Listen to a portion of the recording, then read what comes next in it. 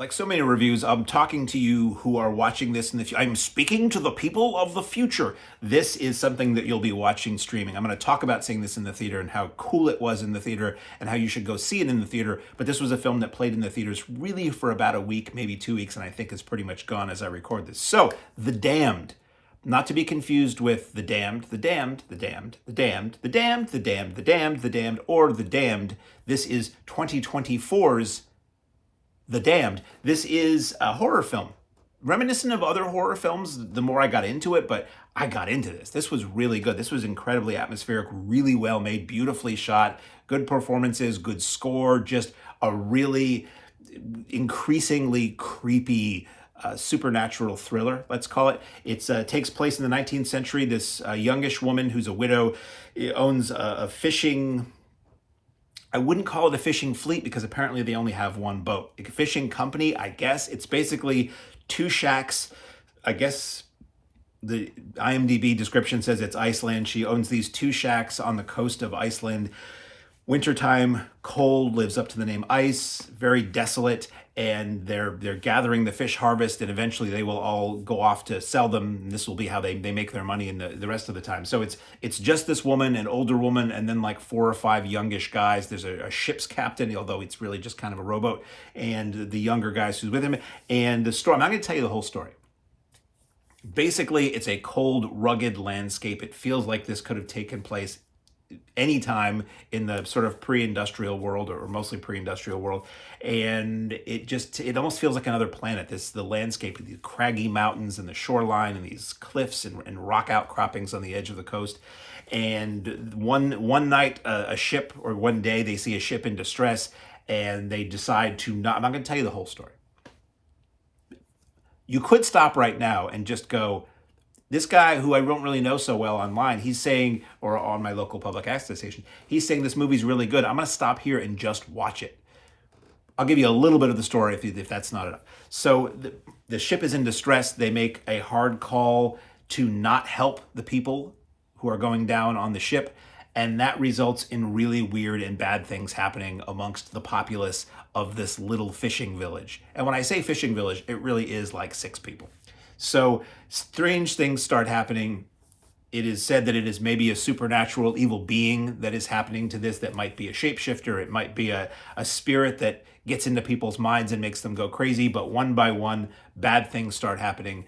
People start acting very, very inappropriately, not in a saucy way, but in a metal object into the human body kind of way. And it's who will survive and what will be left of them. One of the greatest taglines of all time for the Texas Chainsaw Massacre that applies to so many good movies like this. And I thought it was really good. Friends of mine who saw it a little bit before I did thought that the ending kind of ruined it, or the ending stumbled. I do think the ending stumbled a little. I do think the ending either explains too much, or the more you think about it and talk about it, it doesn't explain enough. I'm not sure. I think there is a way the ending could have been handled a little bit better, but it's still a really good film, and a really, circling the drain, as I like to say, kind of film, or a tightening of the noose kind of film.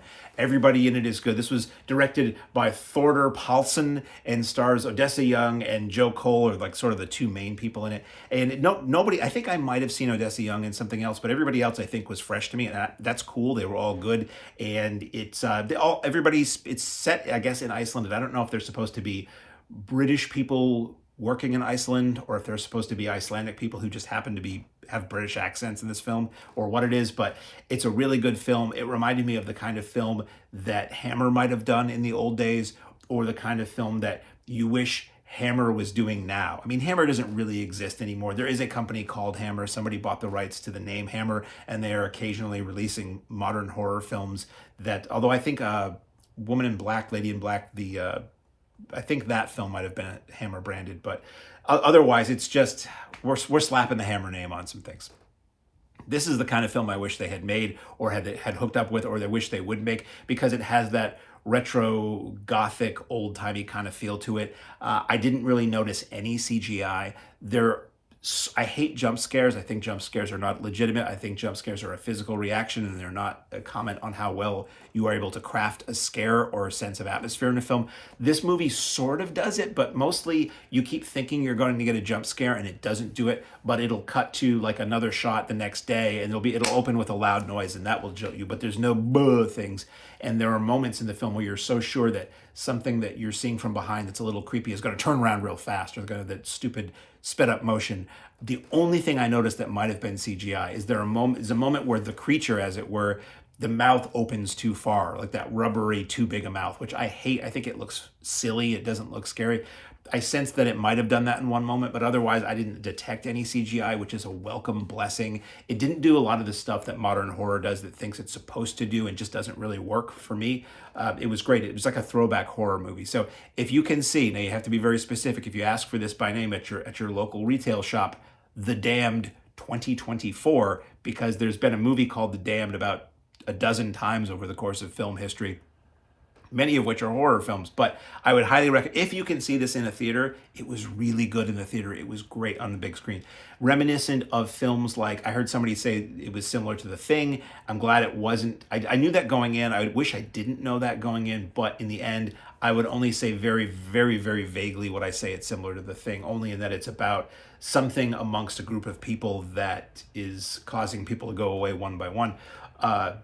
Similar to The Fog in many ways, with the whole shipwreck thing and the results of a shipwreck happening, and similar to vaguely similar, just in terms of some of the tone and the setting, to Last Voyage of the Demeter. Actually make a pretty good double feature with Last Voyage of the Demeter. Last Voyage of the Demeter would make an excellent double feature with the new Nosferatu, but that's a different story. Anyway, in theaters, probably not anymore. On video, probably by the time you see this, The Damned.